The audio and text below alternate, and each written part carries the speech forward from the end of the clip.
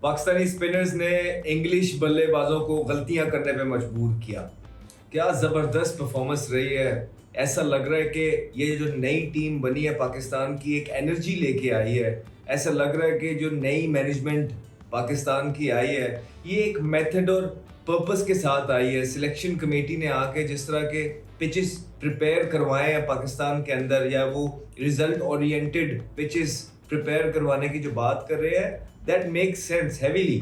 और इसके ये इसके रिजल्ट्स आपको ऑलरेडी आना स्टार्ट हो गए हैं। इन द एंड जो भी चीज़ हो जाए, क्रिकेट इस तरह की होनी चाहिए कि क्राउड जो है वो एंटरटेन रहे, इन्वॉल्व रहे। बहुत इंपॉर्टेंट है। वर्ल्ड टेस्ट चैंपियनशिप के अंदर इस चीज़ को बहुत ज़्यादा वैल्यू दी जाती है कि जिसपे आपने क्राउड को एंटरटेन और इंटैक्ट रखना है। और सर्टनली इस तरह के जब पिचेस बनेंगे जिसपे कोई ऐसा आउट ऑफ द वे जाके चीज़ें नहीं हुई हैं, बिल्कुल यू कैन टॉक अबाउट के पहले सेशन के अंदर कुछ बॉल जो लो रहे हैं उससे बैट्समैन के दिमाग में बहुत ज़्यादा डाउट क्रिएट हो जाते हैं, जिसकी वजह से वो फिर वो गलतियां हमें इंग्लिश बल्लेबाजों की तरफ से देखने को जो मिली है हम उस पर बात करेंगे। लेकिन एज सच इसके अलावा कुछ ऐसा डीमंस पिच में बिल्कुल नजर नहीं आए हैं जिसको हम कहेंगे पिच बिल्कुल भी ठीक नहीं है, टेस्ट क्रिकेट के लिए अच्छा नहीं है। आई थिंक एक बहुत ज़बरदस्त पिच है। बात करते हैं पिच के बारे में कि किस तरह उनके प्लेयर्स को पाकिस्तान के बॉलर्स ने ट्रैप किया या क्यों वो आउट हुए। अगर आप देखेंगे पिछले मैच के अंदर जैसे पहला मैच पाकिस्तान हारा था, उसके बाद उसी पिच के ऊपर पाकिस्तान ने दूसरा मैच खेला, टर्न हुआ, रिजल्ट निकला, पाकिस्तान में मैच जीता। उसके बाद जब सोशल मीडिया पे ऑलरेडी पिक्चर्स वगैरह बाहर आना स्टार्ट हो जाती है कि पंखे लगे हुए हैं, पिच को ड्राई करने की कोशिश हो रही है, और बार बार जो उन इंग्लिश बल्लेबाजों को या टीम को पता था कि हम फिर से स्पिन की तरफ जाएंगे। फिर एक बात ये देखने में मिल रही थी कि क्या रावलपिंडी के अंदर भी टर्न हो सकता है या नहीं, क्योंकि पास में हमें यही बताया जा रहा था कि रावलपिंडी में फ्लैट पिच ही बन सकता है, ये हो सकता है, वो हो सकता है, और बड़े हमें फ्लैट पिच पास में देखने को मिले हैं जो कि बोर कर दिया जिसने टेस्ट क्रिकेट को, और जो टेस्ट क्रिकेट को नीचे लेके जाने की जो वजह बनी वो भी थी पर्सनल माइलस्टोन्स जीतते गए, पाकिस्तान हारता गया और हारते हारते 9वें नंबर पे चला गया।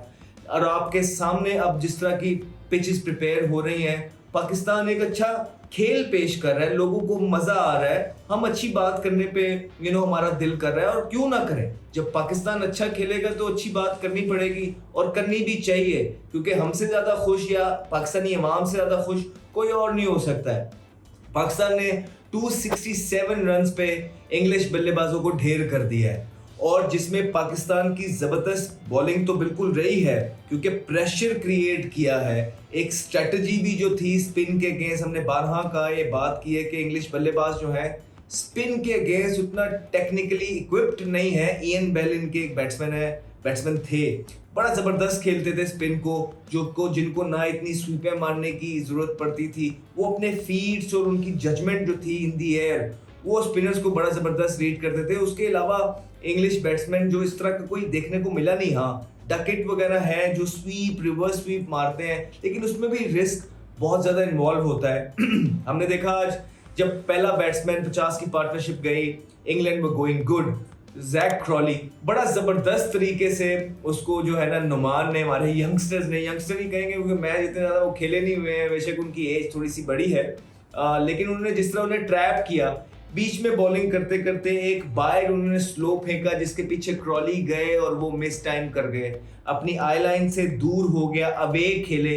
इसीलिए ये बॉल किया जाता है, बैट्समैन को अपनी आई लाइन से दूर किया जाता है, थोड़ा सा ऊपर से बॉल फेंका जाता है, टेम्प्ट किया जाता है कि वो दूर से शॉट मारे, और वहां से हल्का सा बाउंस एंड टर्न हुआ जिसपे ट्रैप हुए जैक क्रॉली और पॉइंट पे कैच पकड़ा बैठे।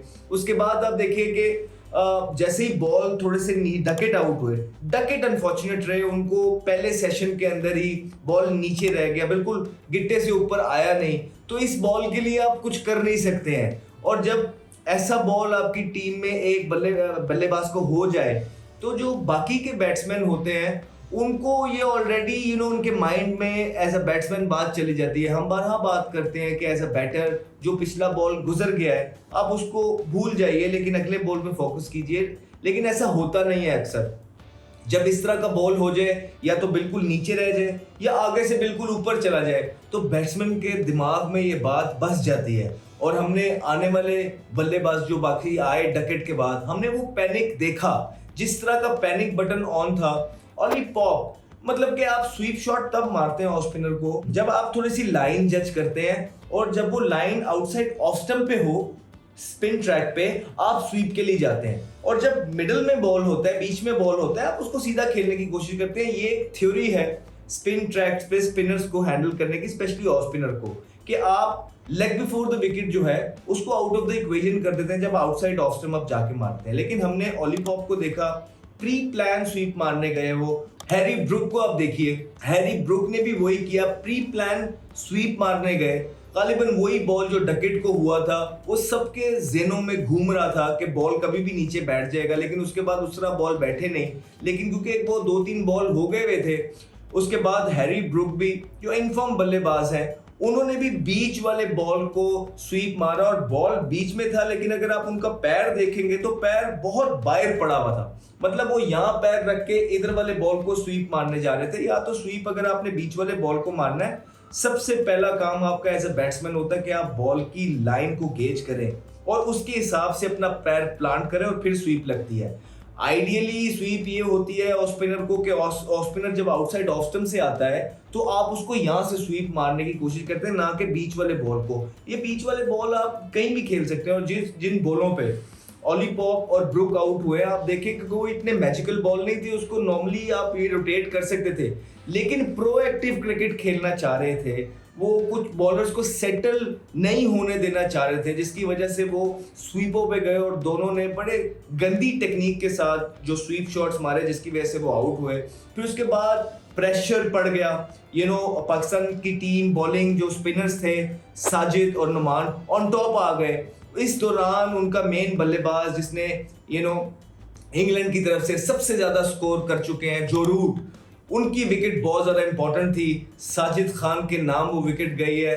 बहुत ज़बरदस्त बॉल किया, थोड़ा सा न्यूइश ही बॉल था, तेज ट्रेजेक्टरी का वो बॉल था। उसके बाद वो अगले बॉल को जो रूट पीछे खेल गए, ना वो बॉल नीचे रहा है ना वो बॉल ऊपर आया, वो बड़ा नॉर्मल बॉल हुआ है। लेकिन जो रूट ऑलरेडी, क्योंकि एशिया में जितनी क्रिकेट होती है बल्लेबाजों की कोशिश होती है कि स्पिनर्स को बैकफुट पे मैनेज किया जाए, लेकिन वो ये भूल गए कि साजिद खान जो है फिंगर स्पिनर है और वो तेज स्ट्रेटजी से बॉल कर रहे हैं, तेज इन दी एयर बॉल कर रहे हैं और बॉल भी नया था। तो वो पढ़ के जो एक्सपेक्ट कर रहे थे जो रूट के उनको टाइम मिलेगा, वो टाइम उनको मिला नहीं और बॉल जिप करके घुस गया और आगे खेलने वाला बॉल था जिसको जो रूट पीछे चले गए, जिसकी वजह से वो अपनी विकेट गवा बैठे।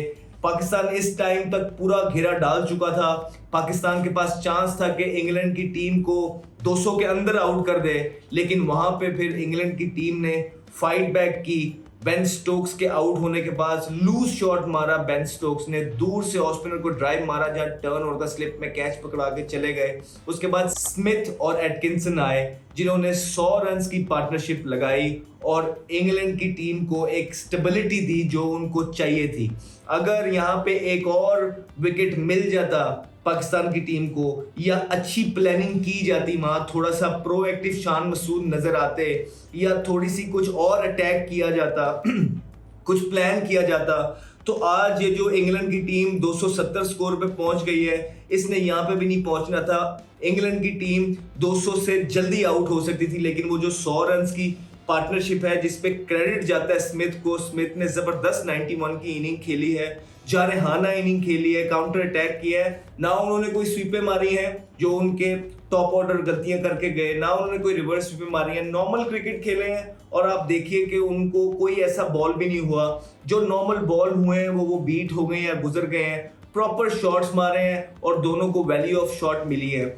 उस टाइम तक बॉल थोड़ा पुराना भी हो गया था। हमें ये देखने में मिला है कि जब बॉल नया था तो ज्यादा जिप हो रहा था, बैट्समैन को टाइम कम मिल रहा था, लेकिन जैसे ही बॉल पुराना होता गया, नीचे से जो उनकी पार्टनरशिप लगी है, इनफ टाइम था उनके पास, बॉल पुराना था, पिच से टाइम मिल रहा था, आसान हो गई चीजें। तो ये एक लर्निंग है पाकिस्तानी बल्लेबाजों के लिए भी कि पाकिस्तान ने किसी तरीके से डिग इन करना है, फाइट करना है। कोई डीमंस इस तरह के पिच में नहीं है लगे अभी तक तो सो फार।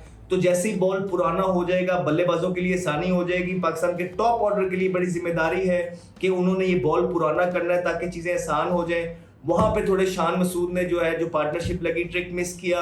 अटैक हो सकता था, प्लान हो सकता था, कुछ डिफरेंट हो सकता था, लेकिन क्रेडिट देना पड़ेगा वहां पे इन दोनों बल्लेबाजों को भी, एटकिंसन को और स्मिथ को, कि बड़ी जबरदस्त पार्टनरशिप लगाई और उसके बाद इंग्लैंड के टोटल को जो है 270 स्कोर तक लेके गए।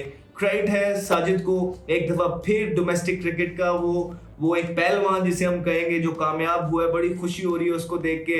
6 आउट उसने जो किए हैं, जबरदस्त बॉलिंग की है। लेकिन एक बात और आप देखिए, इस पिच पे अगर ये जो 270 तक भी पहुंचा वो इसलिए पहुंचा है इंग्लैंड कि आप उन्होंने 6 आउट तो किए साजिद ने, लेकिन ऑलमोस्ट 4 की एवरेज से स्कोर हुआ है। ऐसा नहीं है कि बिल्कुल इंग्लैंड के बल्लेबाजों ने ठक्का लगा दिया था। अगर ये ठक्का लगाया होता तो ये 270 भी नहीं होना था। तो इसमें से लर्निंग ये है कि आपने बेशक 6 आउट किए, 130 और रन दिए हैं साजिद ने, तो उनको स्कोर होते रहे हैं। इसी तरह पाकिस्तान की बारी है कि उन्होंने बिल्कुल शेल में नहीं चले जाना है, बिल्कुल उसमें ये नहीं हो जाना कि हमने बिल्कुल ही दबाव में आ जाना है। नॉर्मल पिच है, अभी तक रन्स निकालते रहना है, क्योंकि एक आधा बॉल आपको पड़ ही जाता है इस तरह के पिच पे।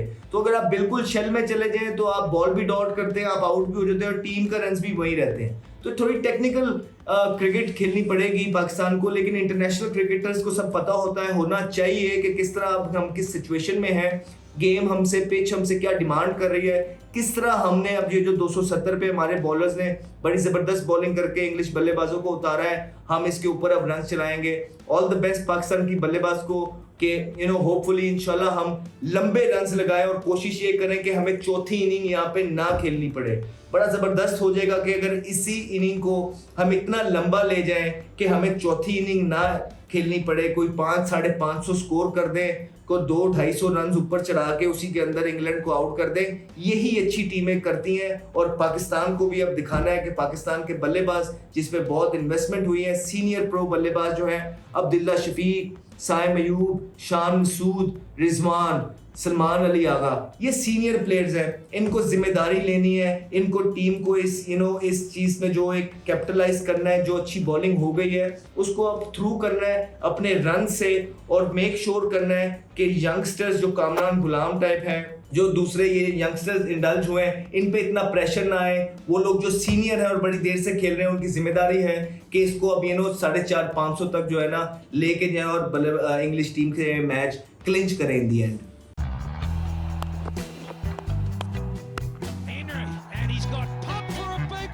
Talented young man, Ahmed Shahzad.